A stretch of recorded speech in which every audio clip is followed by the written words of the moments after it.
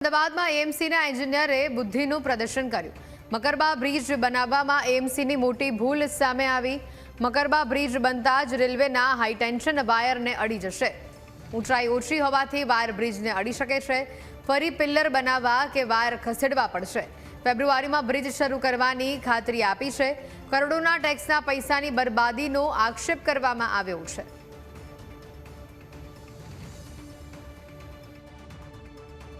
Ahmedabad municipal કોર્પોરેશનના જે એન્જિનિયરો છે તેમની હોશિયારીનો ઉત્તમ નમૂનો જે છે તે અમદાવાદમાં જોવા મળ્યો છે।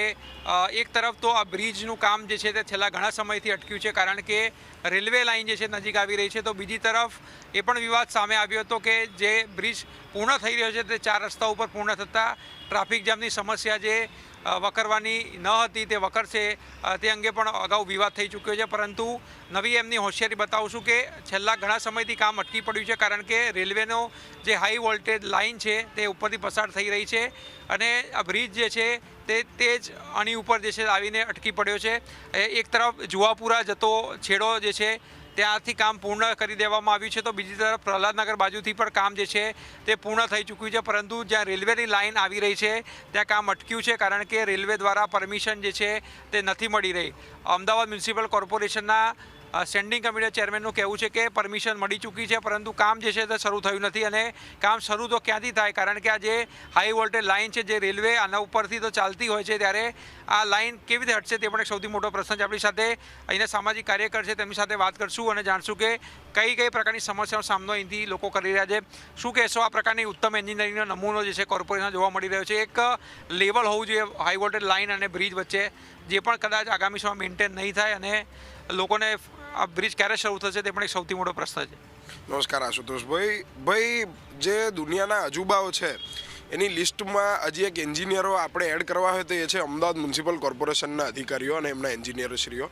તમે જોઈ શકો છો કે લાઇન જે છે એ રેલવેની હાઈ વોલ્ટેજની કરંટ લાઇન એ બ્રિજને કોલેપ્સ થાય છે, એ વચ્ચે કોઈ ગેપ નથી, કોઈ જગ્યા એ લોકોએ નથી છોડી, જેથી કાં તો આ બ્રિજની કામગીરી એટલે જ અટકાવવામાં આવી છે। અને અહીંયા અવારનવાર જનતાને અમારા સ્થાનિકોને એટલી તકલીફ પડે છે કે જે આ મકરબા ઓર્ચિડ વાઇટનો સત્યદીપ હાઇટ્સવાળી જે લાઇન છે એ લોકોના એરિયાઓમાં કે અમારે અહીંયા ટ્રાફિક આ રેલવે ફાટક બંધ થાય એટલે ટ્રાફિકની સમસ્યા અમારે ચાલુ થાય એટલે અડધો 1 કલાક અમારે એમાં બતાવી દેવાનો। પાછળથી અમારે જે અંડરબ્રિજ જાય છે ત્યાંથી બધા કોર્પોરેટ રોડવાળા આવે એટલે ત્યાં અમારે રોજ સવારે 2 કલાક અને રોજ સાંજે 3 થી 4 કલાકનો ટ્રાફિક અને ત્યાં કોઈ પોલીસ જવાન બી ઊભા હોય તો બી ટ્રાફિકની સમસ્યાનું નિરાકરણ નથી થતો। આ બ્રિજનો એકમાત્ર પર્પસ હતો કે ટ્રાફિકનું નિરાકરણ આવે, પરંતુ આ બ્રિજ ટ્રાફિક વધારી રહ્યો છે અને આનું કામ જે અટકાણું છે એ એનાથી વધારે ટ્રાફિક અટકાઈ રહ્યું છે। અત્યારે આ જગ્યાએ અહીંયા સાઈડમાં એ લોકો આખું ખોદી દીધું છે જેથી હજુ ટ્રાફિક વધે છે અને અમે લોકો એક બ્લોક પરિસ્થિતિમાં પડ્યા છે। અને તમે એમસી સ્ટેન્ડિંગ કમિટી ચેરમેનશ્રીની વાત કરી, મને એવું જ લાગે છે કે એ ખાલી ઓન પેપર ઓન રેકોર્ડ એમને ખાલી લખાણમાં એમનું કામ પતી જાય છે અને એમને પરમિશન મળી જાય છે। બાકી પરમિશન મળી હોત તો અત્યાર સુધી કામ શરૂઆત થઈ ગયું હોત, પણ એમનો જે અનોખો અજુબો અને અનોખો કામ એમનું જે દેખાય છે કે રેલવે લાઇન અને બ્રિજ વચ્ચે કોઈ ગેપ નથી જેથી આ કામ અટકાણું છે, એ જ કારણવશ આ કામ અટકાણું છે। અને એમની બેદરકારી અને હાવ બોગસ ખાલી પૈસા તોડીને માલ મલાઈ તોડવાના ધંધા આજે જનતાની સામે બહાર આવ્યા છે।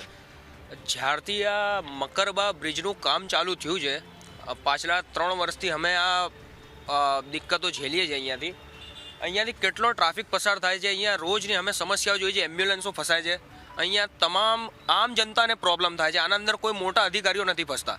આના અંદર જેટલા પણ લોકોને પ્રોબ્લેમ થઈ રહી છે, જેટલા પણ લોકોને આમ જનતાને પ્રોબ્લેમ થાય છે। અને મેઇન જે વસ્તુ છે કે આ એએમસીએ જે આ બ્રિજનું ટેન્ડર પાસ કર્યું છે તો એના પહેલે એમનું પ્લાન પ્રોપર નહોતો, શું એમને સર્વે કરવાનું ફરજ નહોતો।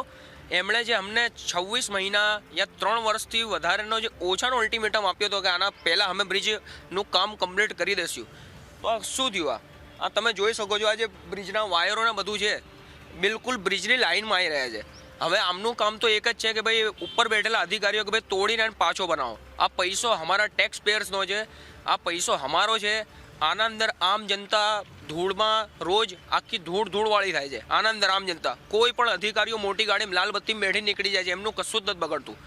આના અંદર જેટલા પણ લોકો હેરાન થાય છે, આમ જનતા હેરાન થાય છે, નોર્મલ અમારા જેવા લોકો હેરાન થાય છે। આના અંદર કોઈ મોટા માણસનું કશું જ નથી ગયું. અમે જલ્દથી જલ્દ માંગ કરીએ છીએ કે આનો બ્રિજનું કામ પૂરું કરાવડાવો. આમ જનતાની સમસ્યાઓને તમે સોલ્વ કરવા માંગો, ના કે એમને હલકની હડ્ડી બનો. તમે એમની તમામ પરેશાનીઓને એમની તમામ અમારી રજૂઆતને તમે સ્વીકારો. કેમ કે અમે રોજ અહીંયા હેરાન થઈએ છીએ અને અમે નહીં, રોજના મારા હિસાબથી અહીંયાથી હજારો લોકો નીકળે છે જેમના ટ્રાફિકની સમસ્યાઓમાં હેરાન થવું પડે છે. કોઈના જોબના માટે, કોઈના કામ માટે, એમ્બ્યુલન્સમાં હોસ્પિટલ જવાવાળા દર્દીઓને પણ એમને સારી સારવાર નથી મળી રહી. એમના જિમ્મેવાર અગર કંઈ થયું તો તમે હશો. અમે તમારાથી માંગ કરીએ છીએ કે આનું કામ જલ્દથી જલ્દ પૂરું કરાવડાવો. જલ્દીમાં જલ્દી કામ પૂરું થાય તે પ્રકારની માંગ જે છે કરવામાં આવી રહી છે, પરંતુ આ કામ ત્યારે જ પૂરું થશે જ્યારે કોર્પોરેશનના એન્જિનિયરો જે છે તે પોતાની ભૂલ સુધારશે. કારણ કે એલિવેશન જે છે તે તોડવાની પરિસ્થિતિ આવે તો નવાઈ નહીં, કારણ કે હાઈ ટેન્શન વાયરના કારણે કામગીરી જે છે તે અટકી પડી છે. કેમેરામેન ઓમ પટેલ સાથે આશુતોષ ઉપાધ્યાય, ન્યૂઝ કેપિટલ, અમદાવાદ.